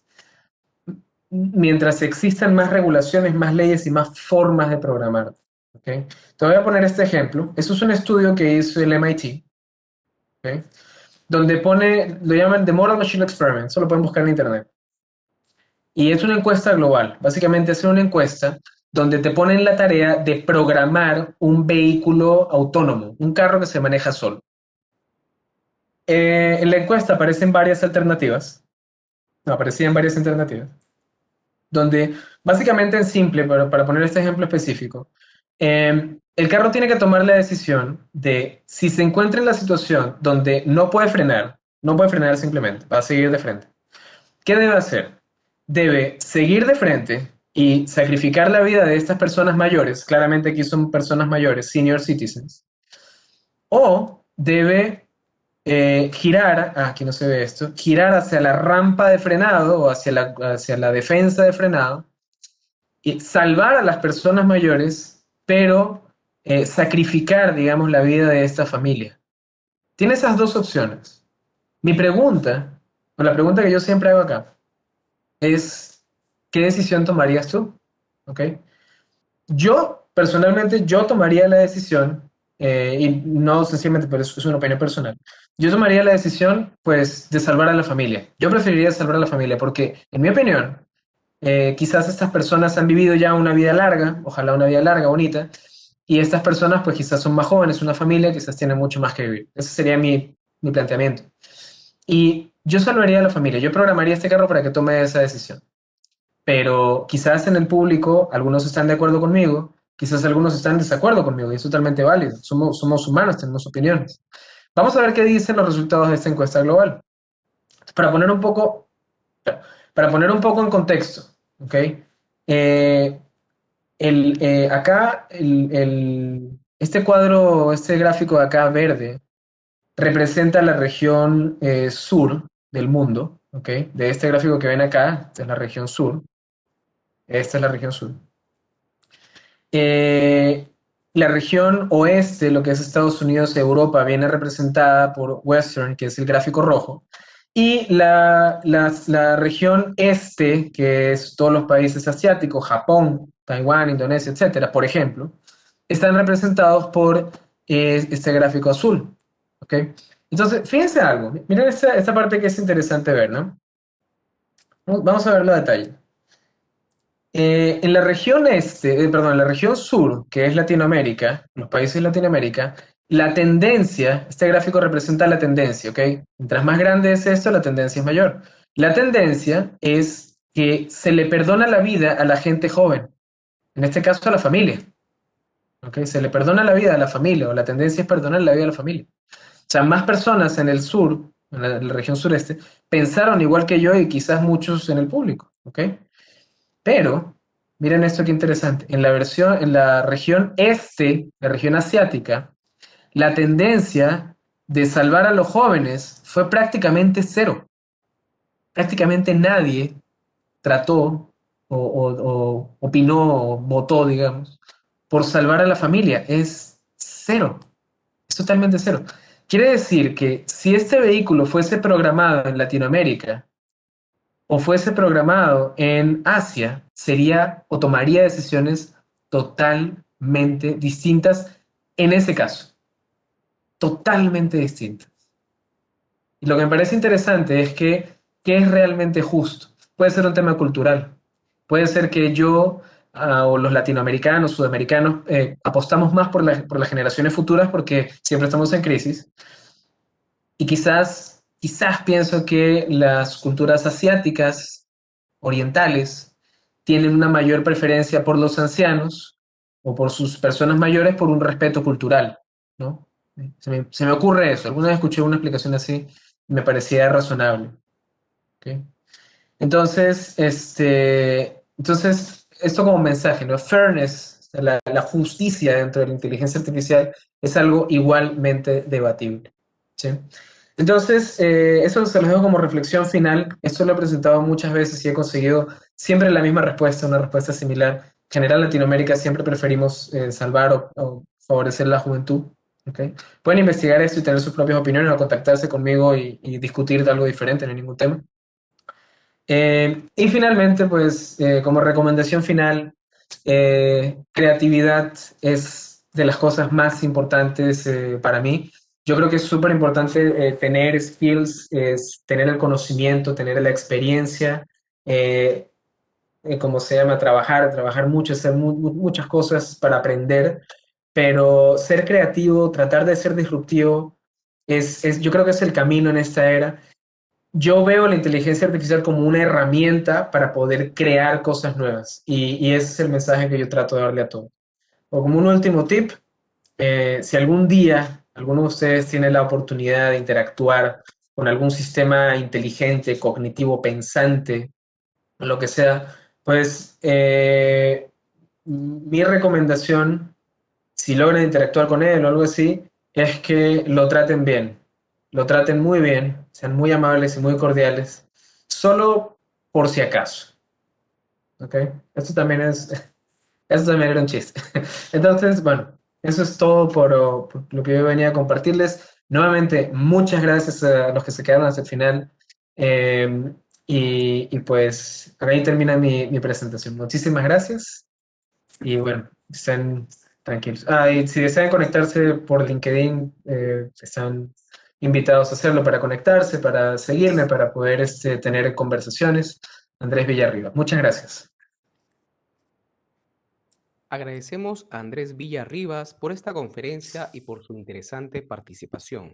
A continuación, pasaremos a las preguntas del público que serán realizadas por el señor Miguel Báez Vargas. Bueno, Andrés, en principio felicitarte por tan valiosa exposición. Creo yo que, créeme que tu presentación en términos de visualización, ¿no?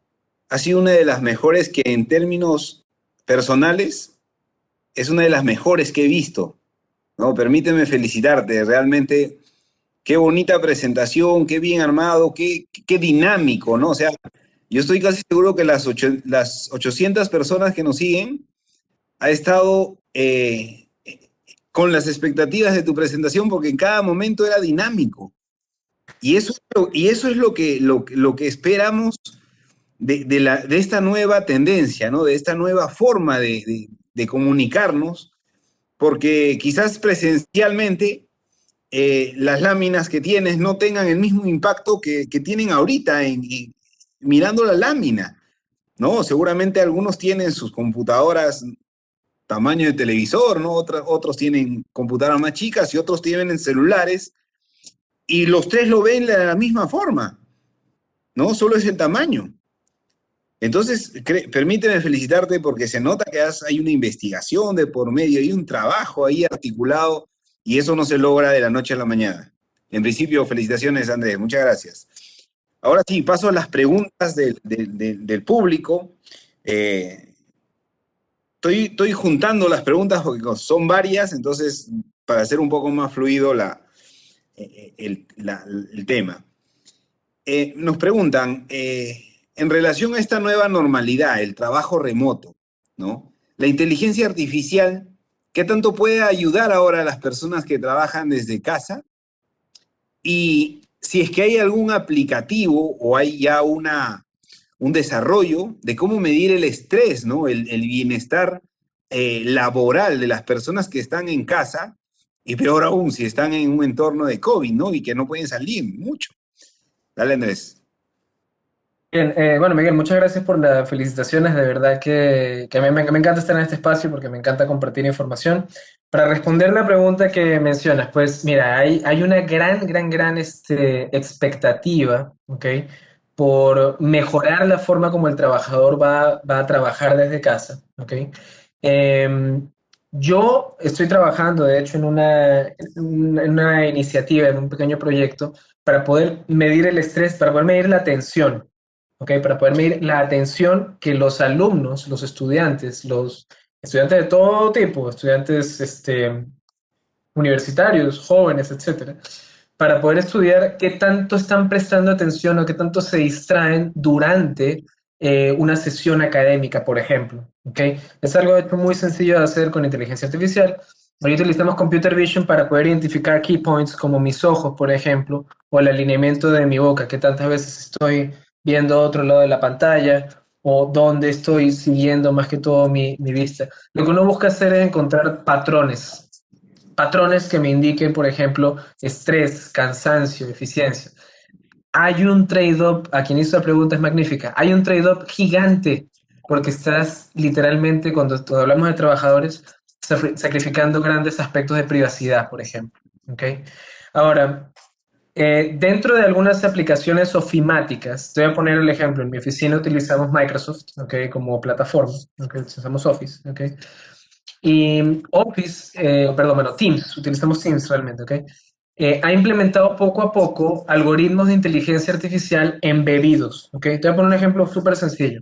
Si yo te llamo a ti, Miguel, por Teams, ¿okay? Te llamo y tú estás reunido y no puedes atenderme, yo te puedo dejar un mensaje de voz, ¿ok? Yo te digo, hola Miguel, ¿cómo estás? Tengo una cosa muy importante que mencionar, llámame lo antes posible, ¿ok? Entonces, ¿qué hace Teams? Que te deja el mensaje de voz, ¿ok? Pero para que no tengas que escuchar el mensaje de voz, él utiliza el procesamiento del lenguaje natural, algo que se llama speech to text, ¿ok? O sea, de voz a texto, y además me redacta, o sea, a mí me llega el mensaje de voz, me dice, tienes un nuevo mensaje de voz, y dice esto, ¿ok? Entonces es mucho más eficiente para mí el poder responder mensajes. Eso es un ejemplo de inteligencia artificial embebida para la eficiencia de los trabajadores. Yo lo que estoy viendo es que cada vez están como embebiendo estas soluciones más en la forma como interactuamos en el correo electrónico para organizarte los correos electrónicos, de quién es importante, de quién no es importante, para este tipo de ejemplos que te estoy dando. Y esos son dos ejemplos que menciono, ¿no? Y bueno, el tema de la privacidad sí es algo súper importante a mirar porque el empleado sacrifica mucho. Sí. Mi opinión, claro. Gracias, Andrés. Otra pregunta es, bueno, se sabe que a mayor riesgo, el beneficio es mayor. En tu conocimiento, o sea, una persona que se quiera dedicar a inteligencia artificial, ¿cuál crees que es su más alto riesgo para justamente estar dentro de las tendencias, ¿no? De lo que se viene en el futuro? Ok. Te voy a responder personalmente, ¿ok? Sí. El riesgo es que te abrume la cantidad de información que hay disponible, ¿ok? Esto es un problema muy grande aquí. Es como que si tú quieres iniciarte en algo de inteligencia artificial, yo les voy a hacer una recomendación súper importante. Lean mucho en inglés, ¿ok? Muchos recursos importantes de inteligencia artificial los encuentras en literaturas que están en inglés, lamentablemente, ¿ok? Hay muchos recursos en español, pero primero, número uno, aprendan inglés, si no lo saben. Si no, mejórenlo. Y sobre todo el inglés técnico, porque hay mucho de eso. Segundo, hay gran cantidad de cursos que pueden ser buenos porque pueden tener mucho contenido, pero sean muy críticos en la currícula de ese contenido y en la valoración que tenga ese contenido, ¿ok? ¿Qué te puede pasar como un riesgo? Bueno, que te metas en un curso que no te guste y termines abandonando tu estudio de inteligencia artificial, de machine learning, por esa mala experiencia. Es algo muy típico. Hay gente que se mete en cursos muy prácticos sin saber programar.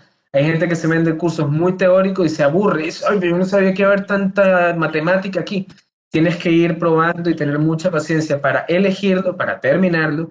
Y el otro riesgo que vas a tener en el futuro es que vas a tener demasiadas ofertas de trabajo. Eso es lo que te va a pasar en el futuro. La fuga de talentos, ¿no? Justamente relacionado a este tema, ¿cómo identificar un talento, Andrés, en este tema? O sea, ¿cómo ves a un tipo que sí realmente tiene que, o sea, como tú dices, en el futuro la gente se va a pelear por los mejores, no sé, llámale programadores, machine learnistas, big dateros, no sé cuál es el término exacto, pero o sea, ¿cómo identificas a un tipo así, digamos, muy cotizado en el mercado? Ok, excelente pregunta. Mira, lo voy a responder de la siguiente manera. Yo daría mi recomendación, es mi recomendación, para que tú puedas, digamos que generar tu mismo perfil, ¿ok? Como especialista de inteligencia artificial. Mi recomendación, sí, para los que se quieran meter en esa área o meterse en esa carrera. Primero, creen un portafolio, súper importante. Tengan un portafolio de proyecto, puede ser en GitHub. Si te gustan las competencias, métete en Kaggle. Kaggle se escribe Kaggle. Utilicen estas redes sociales para aprender temas de programación, inteligencia artificial. FreeCodeCamp, por ejemplo. Una persona que llegue con un portafolio, una persona que llegue con proyectos encima, que te pueda hablar cómo resolvió problemas, cómo los hizo de esta manera, cómo lo pensó, son preguntas que yo haría a una persona que estoy reclutando. A mí me gusta trabajar con personas que se puedan remangar las manos para trabajar, la verdad. A mí no me gusta estar mandando, a mí me gusta estar ensuciándome las manos para trabajar y los equipos de trabajo tienen que ser multidisciplinarios. Algo que sí me he dado cuenta es, también busquen especializarse, ¿ok? Digamos que hay dos tipos de profesionales, en mi opinión. Hay dos tipos de profesionales, como que en general, Machine Learning, uno puede estar un poquito más solapado que el otro, pero hay unos que son investigadores. Estos son los tipos PhD que mejoran los algoritmos o crean nuevos algoritmos, ¿ok? Si te gusta eso, es una carrera de investigación, básicamente. Hay otros tipos de profesionales que buscan optimizar la forma como funcionan estos algoritmos para cumplir una tarea muy, muy, muy técnica, muy precisa. Y hay otros tipos de profesionales que se solapan el segundo y el tercero que estoy mencionando, que yo me encuentro ahí, por ejemplo. Yo siento que yo busco crear casos de uso y después resolver el nivel tecnológico. Entonces eso me ha dado como una perspectiva de tanto de negocio, tanto funcional como tecnológica. Entonces, mi opinión es, si quieren que los descubran, tengan un portafolio, atrévanse, hagan cosas y certifíquense. Hay muchas certificaciones que ayudan a encontrar profesionales buenos, pues son desafiantes. ¿Sí? O sea, es tipo como cuando buscas un diseñador gráfico, ¿no? El diseñador gráfico va con su portafolio, o ya lo pone en su CV, en su LinkedIn y, oye, ¿saben qué? Este es mi trabajo y esto me representa. O sea, es igualito, algo así. A mí me gusta, sí, o sea, dependiendo del nivel que tú desees, o sea, los currículos no aguantan todo. Al final yo te puedo decir que yo tengo sangre real, pero cuando empiezas a indagar un poco más y tú puedes hacer pruebas, test, lo que sea, pero a mí me sirve mucho preguntarle a una persona, bueno, ¿qué has contribuido en la comunidad, por ejemplo? ¿No? A mí me gusta mucho, por ejemplo, contribuir. Yo doy clases en el DIAX, en la PUC, ¿no? Tiene este, como se llama, una versión, digamos, corporativa, donde puedo mostrar casos de uso, puedo probar casos de uso también. O sea, yo utilizo, digamos, estos espacios también para probar qué les parece, ¿no? O sea, esa interacción es muy enriquecedora de fondo. Y crear casos de uso nuevos es básicamente lo que yo hago, o lo que trato de hacer, mejor dicho. Voy a leer una pregunta tal cual como está. ¿Por qué no funcionaron estas herramientas en el rastreo de pacientes, ¿no? De pacientes COVID por zonas gráficas al margen de las personas que rechazaron facilitar su información personal?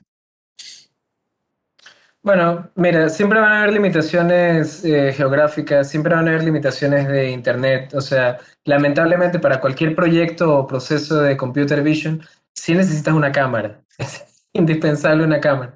Por más obvio que parezca, esto es una limitación súper, súper grave. Y sí necesitas internet también. Entonces, por ejemplo, ya hace un tiempo estaba desarrollando un proyecto, pensando en un proyecto de cómo poder entregar educación en zonas rurales, ¿no? Para un hackathon del MIT. Eso también es una buena recomendación para la pregunta anterior. Se pusieron de moda el año 2020 los hackatones. Métanse en todos los hackatones que puedan. Súper importante. Van a incrementar su red de contactos como locos. Van a aprender cosas nuevas y disruptivas que son increíbles, ¿ok? Pero bueno, uno de los proyectos que yo estaba tratando de postular era llevar educación a zonas rurales. Y el gran, gran, gran problema, igualmente con este tipo de soluciones de computer vision, etc. El gran problema, por ejemplo, es la conexión a Internet. No tienes conexión a Internet. Entonces, mientras más desarrollada esté la infraestructura tecnológica, vamos a poder llegar a más personas. Te voy a contar rápidamente de un proyecto del cual me enamoré en uno de los hackatones que participé, y eran básicamente como unos cajeros automáticos de productos de primera necesidad, ¿ok? Entonces, ¿cómo funcionaba eso? Imagínate que tú pones un contenedor gigante con productos de primera necesidad, enlatados, granos, etcétera, todo lo que sea, y utilizas reconocimiento facial, simplemente reconocimiento facial para poder darte un suministro de una bolsa de arroz, lo que sea que necesites para vivir, porque en temas de COVID obviamente cualquier cosa ayudaba, ¿ok? Entonces, ese tipo de proyectos, tú dices, ¿cómo llego a una zona tan lejana, tan rural y además implemento toda esta infraestructura tecnológica? El problema ahí es hasta dónde llega nuestra infraestructura tecnológica, y lo que esperamos en algún momento del Perú, de la infraestructura, es que crezcamos, es que, por ejemplo, todas las zonas rurales tengan internet, que un niño, sin importar dónde esté, pueda una tablet ver su clase y aprender algo nuevo, ¿no? Deseos, pero ahí van. Excelente, ¿no? Y de ahí, como dices, ¿dónde pongo el contenedor? Porque dependiendo de dónde lo pongas, el mismo contenedor va a desaparecer, ¿sí o no? Puede ser.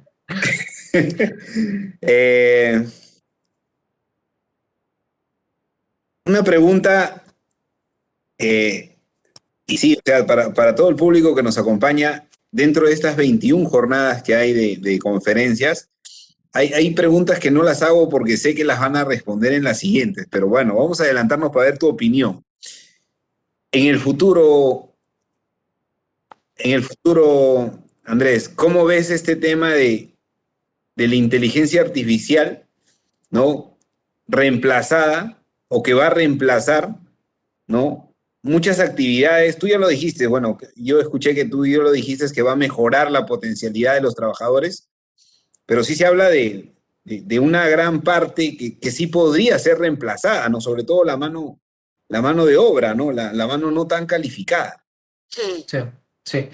Mira, esa respuesta no voy a decir que es difícil, pero es más una opinión, ¿ok?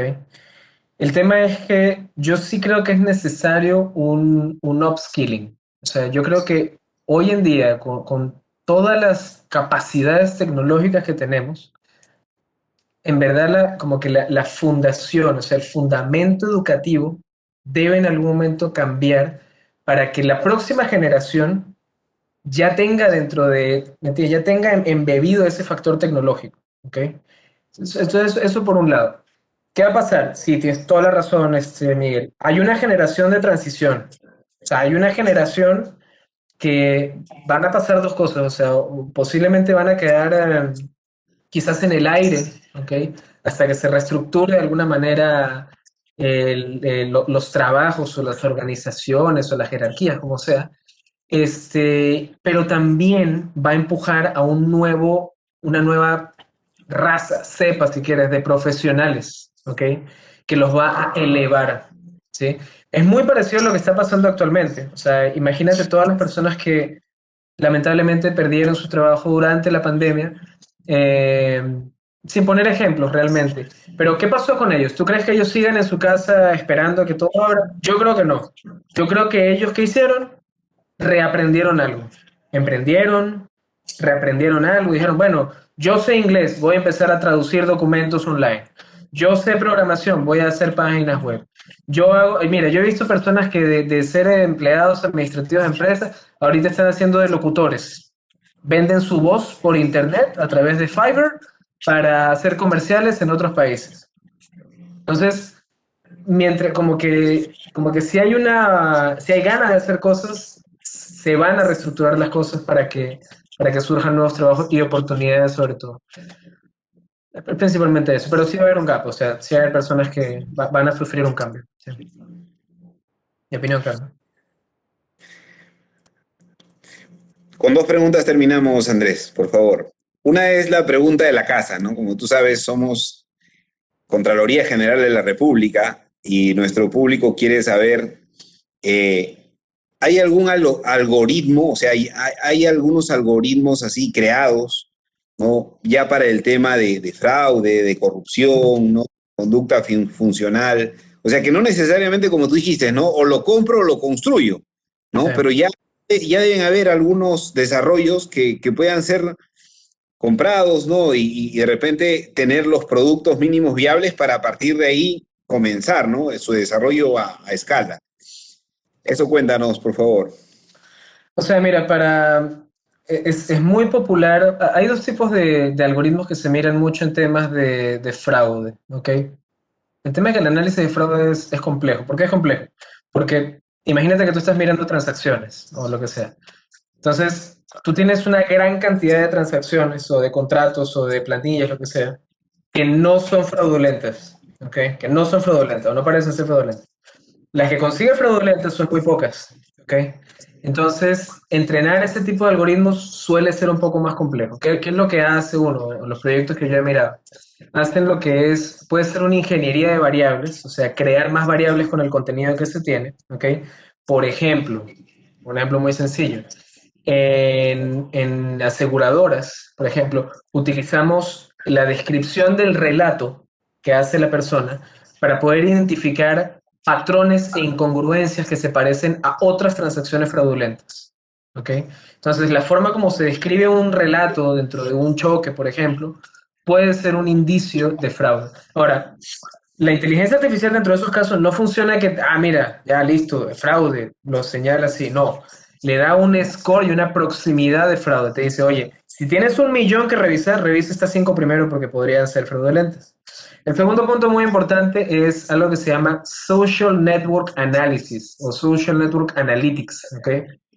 Y no tiene nada que ver con Facebook, Instagram y etc. Es qué tan cerca estamos tú y yo, ¿ok? ¿Cuál es el nivel de influencia que tenemos tú y yo? Esto está todo ya hecho, de hecho. Y cómo esa relación, ese vínculo, podría ser un indicador de fraude, ¿ok? Entonces, imagínate que tú, Miguel, por un lado, estás creando compañías como loco, yo por otro lado estoy creando compañías como loco, y colocamos datos falsos, tal, no sé qué. Pero ¿qué pasa? Que en algún momento uno de los dos podría cometer un error, o uno de los dos se llama entre ellos, qué sé yo, y consiguen que hay un número telefónico que coincide, una factura que coincide, algo así, y nuestros dos comportamientos se unen y se vinculan y descubren una relación significativa. Hay relaciones no significativas. Por ejemplo, yo con mi esposa comparto la misma dirección, obviamente. Eso no es significativo porque es mi esposa, ¿ok? Pero si tú y yo registramos una planilla y colocamos el mismo número de habitación y no somos ningún parentesco, Esa es una relación significativa porque eso no debería pasar, ¿me entiendes? Y esos son indicios que no necesariamente están asociados a inteligencia artificial, pero son técnicas y formas como tú puedes ir detectando fraude cuando es una maraña de información. Entonces, si hay cosas hechas, Social Network Analytics es algo muy utilizado. Y Machine Learning es súper potente. El ejemplo que mostré cuando yo lo vi, de verdad explotó mi mente. Dijo, wow, de verdad se puede hacer lo que sea con esto cuando la data es precisa, ¿no? Y el otro tema para temas de fraude, Miguel, es transparencia. Mientras más transparente, ¿sabes dónde yo me meto mucho? En datos abiertos. Utilizo mucho ese portal porque tiene data muy rica para explorar y para analizar. Entonces, bueno, ojalá siga creciendo ese tipo de nivel de transparencia. Gracias, Andrés. La última pregunta es, con respecto a la oferta académica que hay a nivel nacional,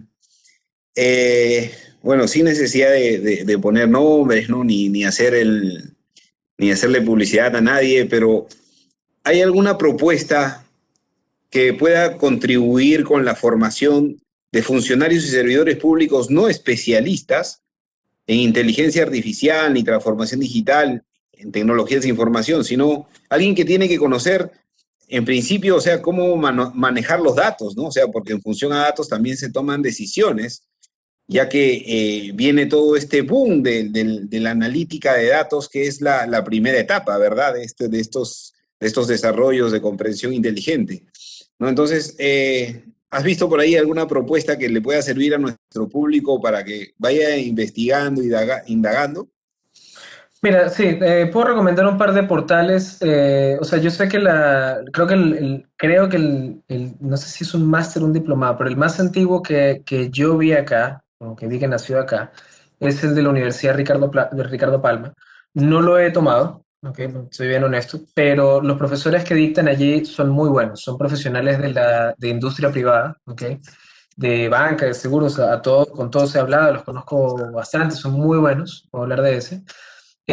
Hay otras ofertas académicas locales, hay muchas también startups y firmas que ofrecen cursos más cortos, ¿ok? Mi recomendación para cualquiera que quiera iniciarse, primero es entender el rol, ¿ok? Es entender qué es lo que hace el rol y cada uno de los roles. Te les digo un secreto, no todos tienen que ser ingenieros de inteligencia artificial, ni ingenieros de machine learning. Hay muchos roles que contribuyen a este tipo de soluciones. Y este tipo de soluciones no se arman con una sola persona. No tienes un Cristiano Ronaldo que sea el único que lance código y haga cosas, o un Messi, quien te guste más. Es un trabajo en equipo. Hay muchos roles. Data engineering, el ingeniero de datos, el analista de datos, el arquitecto de datos, el desarrollador de machine learning, el desarrollador web, el desarrollador de APIs, el manejador de base de datos, etc. Investiguen estos roles a ver cuál te llama más la atención. Hay algunos cursos en Coursera, ¿ok? Creo que hay algunos gratuitos que pueden tomar. Hay algunos cursos en EDX, que son totalmente gratuitos si no quieres certificado, por ejemplo, ¿ok? DataCamp es una tema web, es una plataforma web muy, muy, muy didáctica. Es didáctica, pero es muy práctica también, o sea, es bien, bien, bien práctica. Y Miguel, este tipo de iniciativas es lo que más me parece importante para estos profesionales, para guiarlos, porque este tipo de iniciativas los lleva a empaparse un poco más de cuál es la oferta que existe afuera. Entonces, cuando yo tengo la oportunidad, ya sea yo también hago un voluntariado con Junior Achievement, por ejemplo, y les enseño un poco de esos temas para que lleguen también súper empapados, o con el IEEE del Chapter Perú, para que puedan empaparse. Y yo creo que lo primero que deben hacer es tomar estas capacitaciones, si pueden, gratuitas, o asistir a todos los webinars que puedan para entender qué es lo que hay ahí, y en base a eso decidir y ver si se enrolan quizás en Coursera. Puedes pagar, creo que pagas como 2.000 soles al año y puedes tener acceso a todo lo que tú desees tener. Eso es muy importante. O sea, yo creo que internamente, en general, el gobierno debería, o probablemente ya lo tiene, ¿no? Y yo lo desconozco, pero tiene todo una currículum de un tipo de profesional de tecnologías emergentes, si se quiere, o de tecnologías digitales, que incluyen ese tipo de cosas, ¿no? Es eso.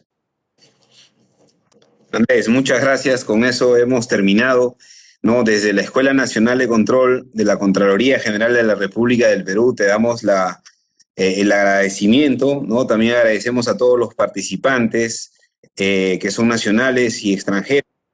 Y eso, creo que, como tú lo comentas, ¿no? Con estos espacios de diálogo, de entendimiento, estamos intentando llegar a más personas para que justamente estén preparados para los temas que se nos vienen, ¿no? Y aparte, no se nos viene, sino que este tema es en vanguardia y, si no me equivoco, está hace más de 20, 25 años, sino que recién ha llegado con fuerza después de la pandemia, ¿no? Entonces, Andrés, excelente la exposición, las respuestas y muchas gracias y esperamos tenerte nuevamente cuando la oportunidad lo amerite. Excelente. Bueno, muchísimas gracias. Y para los datos que estaba dando antes, los voy a publicar, igual se los voy a enviar, quizás todos los links, todo el contenido, recomendaciones de libro, todo eso te lo voy a pasar al equipo organizador para que lo puedan tener. También pueden seguir en LinkedIn, me encantaría conectarme con todos los que estén interesados en conversar o en compartir información. Y bueno, de nuevo, permítanme felicitar a todo el equipo organizador, a ti y en general a la Escuela de Control, porque estas iniciativas son las que se necesitan. Y el panel de ponentes que bueno, me sigue bastante de mí, son increíbles, son tipos increíbles que los felicito. Entonces, muchas gracias y bueno, que tengan una bonita noche. Solamente para recordar de que todas estas conferencias están siendo subidas en nuestro portal de YouTube, ¿no? O sea, ahí están todos los videos grabados. Bueno, ya le va a dar una despedida final y con eso cerramos. Gracias, Andrés. Y gracias a todos. Agradecemos a Andrés Villarribas por esta conferencia y por su interesante participación. Queremos recordar también que él labora más de 6 años o ha laborado más de 6 años en IBM aprendiendo sobre aplicaciones y cómo integrarlas. Más de 6 años trabajando en SAS, una de las empresas más influyentes en el mundo de la inteligencia artificial. Actualmente se dedica a diseñar soluciones para el mundo real, sacando todo el potencial de la analítica avanzada aplicada a resolver problemas a través de tecnologías SAT. Docente de la Facultad de Gestión y Alta Dirección de la Pontificia Universidad Católica del Perú, docente en diplomatura en TIAX, Inteligencia Artificial y Machine Learning. Los invitamos el día de mañana jueves a las 7 de la noche a participar de la conferencia magistral Importancia de la Ciencia de Datos para la Administración Pública, que estará a cargo del ponente Caleb Terrell Orellana. Se les recuerda que para acceder a las constancias de participación electrónica deben de cumplir con las condiciones de participación. De ser así, estas serán enviadas a los correos electrónicos registrados en un lapso de 25 días hábiles posteriores a la realización del evento. Asimismo, los invitamos a seguir a la Escuela Nacional de Control de la Contraloría General de la República a través de sus redes sociales y portal web. Que tengan todos ustedes muy buenas noches.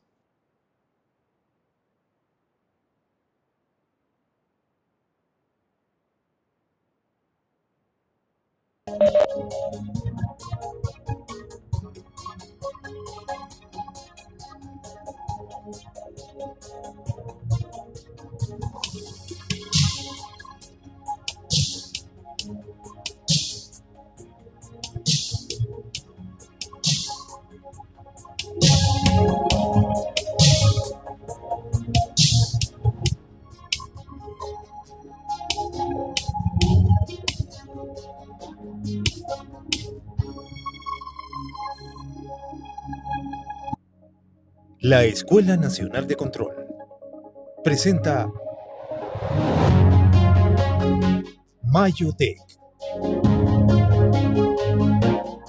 un mes dedicado a la actualización de las últimas tendencias sobre la transformación digital, gobierno abierto e inteligencia artificial. Todas nuestras conferencias magistrales estarán disponibles para funcionarios, servidores públicos y ciudadanía en general, con reconocidos expositores nacionales e internacionales.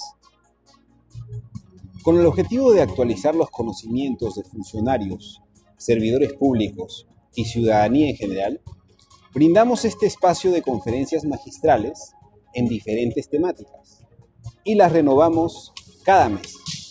Además, son gratuitas y certificadas por la Escuela Nacional de Control de la Contraloría General de la República. Este mes abordaremos temas relacionados a la innovación tecnológica, gobierno digital e inteligencia artificial orientado a los servicios públicos.